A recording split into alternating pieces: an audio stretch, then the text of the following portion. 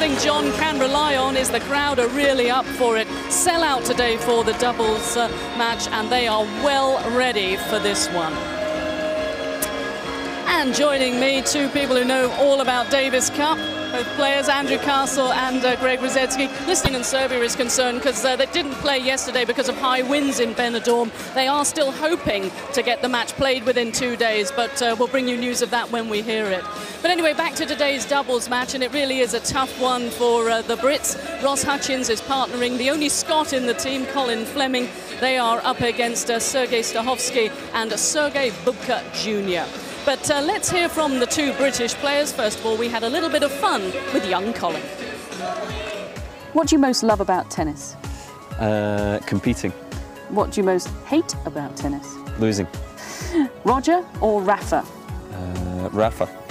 Andy or Tim? Andy. Who's your sporting idol? Josh Goodall. Most annoying teammate and why? Josh Goodall. He's just too big for his boots. Most annoying thing about Captain John Lloyd? There's nothing wrong with John. It's all good fun. Who captained the British team when they made the Davis Cup final in 1978? Absolutely no idea. Your favourite food? Pizza. Favourite website?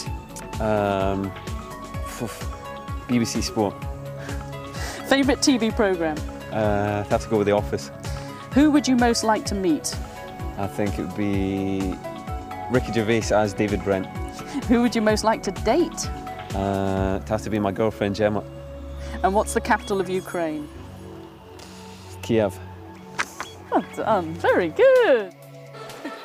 Well, he probably didn't enjoy that experience. I hope he enjoys the one today. He's going to have plenty of home support from them indeed, from Stirling University and all the crowd here. It's going to be a wonderful experience for him as he makes his Davis Cup debut. But Ross Hutchins, well, he played in 2 Davis Cup ties last year. Let's hear from him.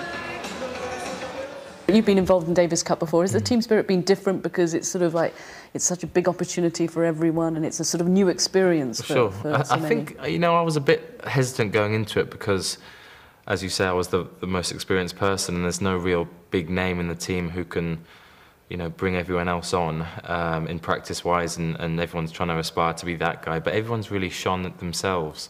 Everyone's been playing flat out at each other. Everyone's pretty similar ranking, pretty similar standard.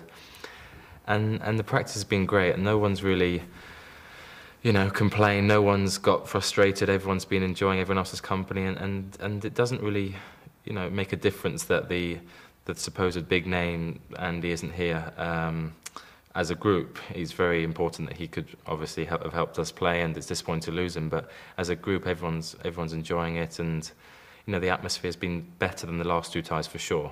The doubles is always important, regardless of what happens on the first day. You're now the sort of leader on the court. Sure. I mean, you know, whoever I play with, I try and be quite a dominant person.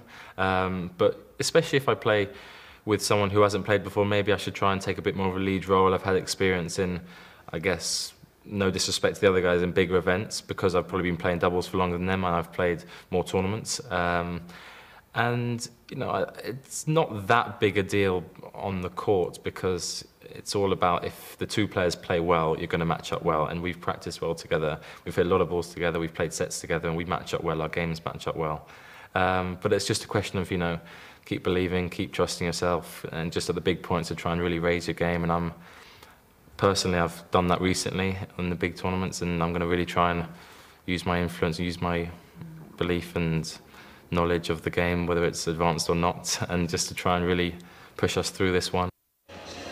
And that is Ross's proud dad, Paul Hutchins.